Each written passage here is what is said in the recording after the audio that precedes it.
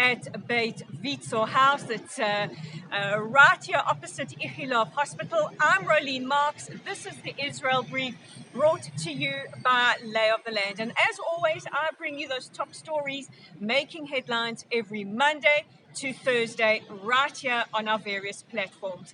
So this whole week we have been speaking about the COP26 conference taking place in Glasgow in Scotland. Now yesterday Prime Minister Naftali Bennett addressed the plenary, giving his speech in which he said that future generations are going to judge us by our actions today. He also noted that Israel, despite its tiny carbon footprint, has a lot to give in the fight against climate change. He said we're going to harness our energy and our brain power. And he spoke about the Green Sandbox, which is a trust that he has set up to encourage investment in green technology, and actually spoke about the fact that Israel is the world leader in water resources, something quite extraordinary for this tiny state. Now, world leaders have gathered in Glasgow to look at ways to combat the threat of climate change. But there was a missed opportunity yesterday, perhaps by the Palestinians.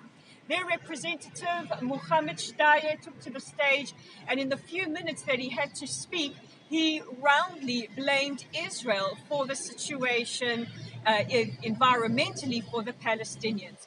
If I was speaking to him, I would ask him, Representative Shtayyeh, do you have anything to say about arson terror, which burns thousands of dunams of very, very precious land, something we've discussed often here on The Brief? What do you say about the burning of tires, sending toxic fumes into the atmosphere, or the burning of donkeys, something extremely, extremely cruel? What do you have to say about that? I'd be very curious to what his response would be. In other news, yesterday at COP26, our Energy Minister, Karine El-Harrar, wasn't able to access the plenary hall to hear Prime Minister Bennett's speech. She has muscular dystrophy and is reliant on a wheelchair.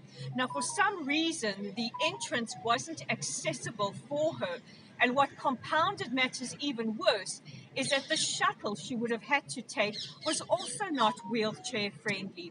So unfortunately, our minister had to miss the plenary and go back to her hotel, but not without a tremendous amount of frustration and humiliation. Now, Britain's ambassador to Israel, Neil Wigan, has apologized for it. He said, if anything, it should have been inclusive for all. We've also had apologies from the head of the Foreign Office, as well as Prime Minister Boris Johnson, extending the invitation to the minister to join him and Prime Minister Naftali Bennett when they formally meet on the sides of COP26. And we'll bring you all those updates right here. In other news, many people have been asking what is the status of the Sheikh Jarrah controversy. As you know, back in May, this became one of the catalysts that sparked an 11-day conflagration between Israel and Hamas. Now, a Jerusalem High Court has ruled with a compromise, saying that these 7 families will enjoy protected status as tenants if they accept or recognize the Jewish companies that are the owners of the land. Now, they have agreed to that despite pressure from Hamas to refuse the compromise. And our last story of the day takes us to 104 years since the Balfour Declaration. Yes, that infamous declaration by Lord Balfour, which is almost like the birth certificate of the modern state of Israel. This was a document to the government saying he supports the formation of a Jewish state or a country in the land of Palestine. Now, the time between this declaration in 1917 and between when Israel was formally declared a state in 1948 would be the years known as the British Mandate. However, it didn't pass without controversy. For the second year in a row, Palestinian Authority President Mahmoud Abbas has demanded an apology from the British government. Now, last year, the Foreign Office gave him this response. They said, "We are very proud to have played a role in the formation of the existence of the State of Israel." Abbas has declared that flags will be flown at half-mast during the course of today, and I'm sure he'll get the same response from the Foreign Office soon. So those are our top stories making headlines. Don't forget to check out our website at www.layoftheland.online. You can read an article all about how Australia is leading the fight against anti-Semitism.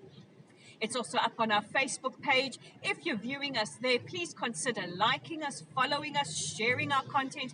We really appreciate it when you do that. We're also on our YouTube channel at The Israel Brief. Like us, share us, subscribe by clicking on the red subscribe button. And don't forget to interact with us on Twitter at layoftheland5. That's layoftheland5. So with the Tuesday edition of The Israel Brief, I've been let out the studio here in the heart of Tel Aviv. I'm Rolene Marks. This is The Israel Brief, and we'll check in with each other tomorrow.